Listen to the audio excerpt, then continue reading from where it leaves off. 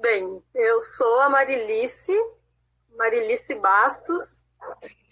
Eu sou professora de educação física, sou bailarina, coreógrafa, trabalho há muitos anos na área do movimento, né? Praticamente eu nasci e logo em seguida já me inscreveram numa aula de dança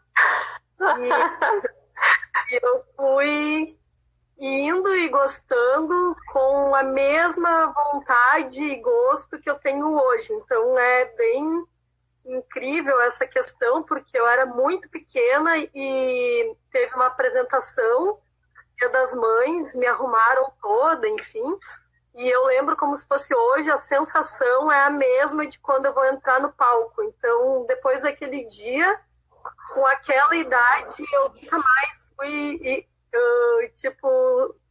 praticamente desde muito cedo, né? Então, eu nunca me imaginei fora desse circuito, né? Que é o palco, que é lidar com o público, que é compartilhar, né? Compartilhar a dança. Mas também já passei por outras modalidades aí, já fui atleta de artes marciais por muitos anos também. Sempre paralelo à dança, eu pratiquei algum outro esporte, né? Então, eu cheguei a ser lutadora um bom tempo, e isso eu gosto muito, e até hoje eu sempre reverencio, assim, os grandes mestres que eu tive, e que ainda tenho, né?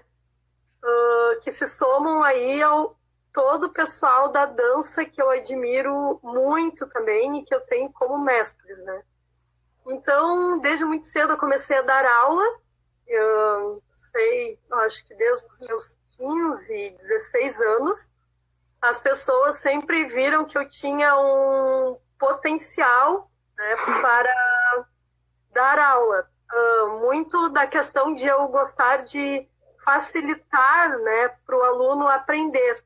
Então, eu logo sacava aqueles professores que me ensinavam de uma maneira que eu achava meio equivocada por eu não entender bem e às vezes ofendendo, sendo ofensivos, enfim, né? E aí eu comecei a despertar um lado que é mais didático, mais metodológico, assim. E aí as pessoas notaram isso e sempre colocavam eu para dar aula. Nessa trajetória eu passei também pela dança flamenca, anos aí no flamenco, dei aula de dança flamenca, né, e adoro também. Então eu sou um mix, né, um hibridismo de várias culturas, várias tendências aí de movimento, né? E então, como eu falei, desde cedo dando aula, desde muito cedo, né? Sigo até hoje e dou aula toda semana, de segunda a sábado, várias aulas por dia que eu intercalo com as minhas aulas de dança também, meus ensaios, enfim. Eu tenho um lado profissional como bailarina e um lado professora bem forte desde muito tempo, né? E aí eu dialogo, então, com essas múltiplas linguagens, né, que, de uma certa forma, me deram e me dão, porque eu estou sempre buscando algo novo e buscando áreas diferentes também para tentar dialogar, né, me deram uma capacidade de interagir, né, muito, muito natural, assim, de eu conseguir entender cada aluno, né? Cada aluno é um aluno diferente, então eu não vejo o aluno que veio fazer aula, eu vejo o aluno, né? Por dentro, o interior daquele aluno. E não somente, vai fazer uma modalidade, vamos lá, um movimento para aquele aluno, todo mundo fazendo igual. Não, cada aluno é um aluno diferente e eu tenho que interagir com esse aluno que chega até mim, né? Então, esse brincar, né, com as técnicas, mixar coisas e entender que cada corpo é um corpo, desde muito cedo eu aprendi isso, a maneira como facilitar para cada pessoa entender e também cada pessoa, as pessoas no geral, todas, né, que passam por mim, conseguem desenvolver aquela prática, né? Tem muito preconceito em relação à dança, né? Que geralmente as pessoas chegam, eu queria ter dançado quando era nova, não me inscreveram, e aí eu tinha sobrepeso, e daí me tiraram da aula, me xingaram, me ofenderam. E essas pessoas todas eu acolho e em pouco tempo elas conseguem praticar, né? Conseguem desenvolver, porque para mim não tem idade, não tem...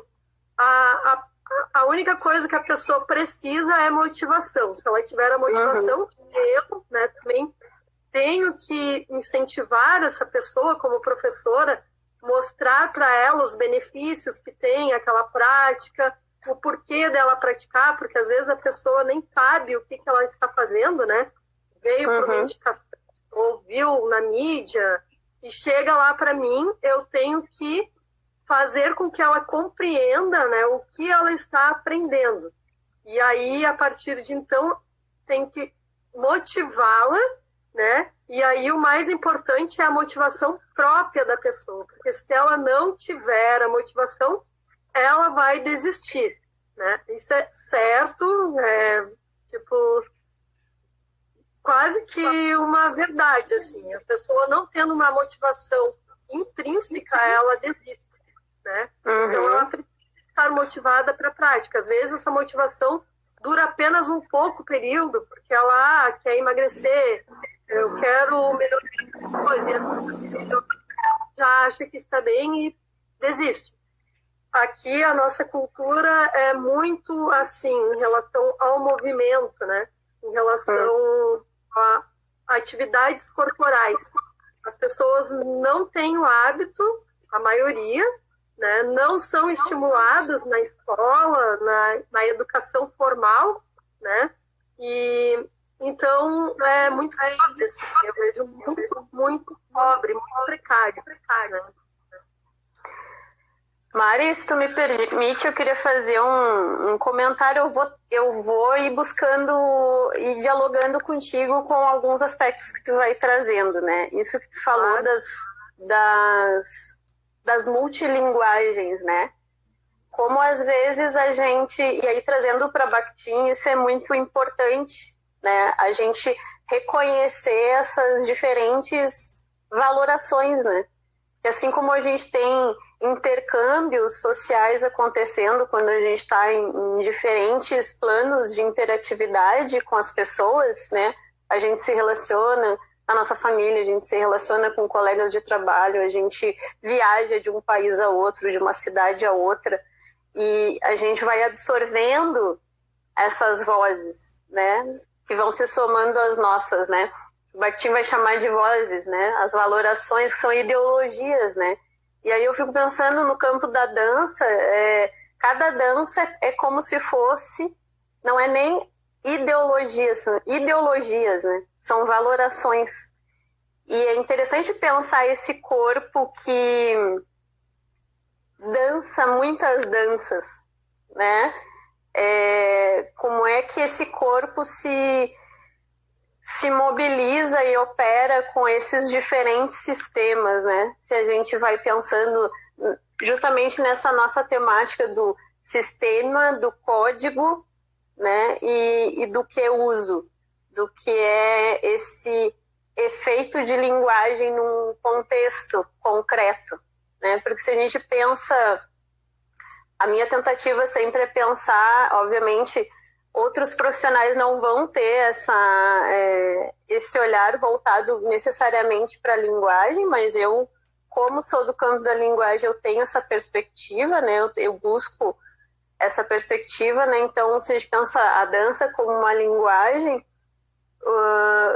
o que dentro da minha prática de dança é sistema, é código, é aquilo que sempre repete, né? É a regularidade, indica essa estabilidade, e o que dentro da minha prática, seja com que objeto for, eu estou falando dança porque é o que é o nosso a nossa ligação aqui, né, com a dança e linguagem que a gente propôs. Então, e o que foge? O que faz a minha dança ser uma dança criativa? Né? Por exemplo, né, a depender da intencionalidade que eu quero. Porque quando a gente fala alguma coisa, né, a gente sempre se volta a alguém. Né, o que eu falo, para quem eu falo, em que contexto. Se a gente pensar no campo da dança, a gente também, se a gente buscar essa perspectiva, são os mesmos mecanismos que eu também preciso articular para me fazer entender. Para que aquela minha mensagem, por exemplo, que eu estou passando lá, ela esteja coerente com o que de fato eu estou imaginando que eu estou passando naquela situação, por exemplo.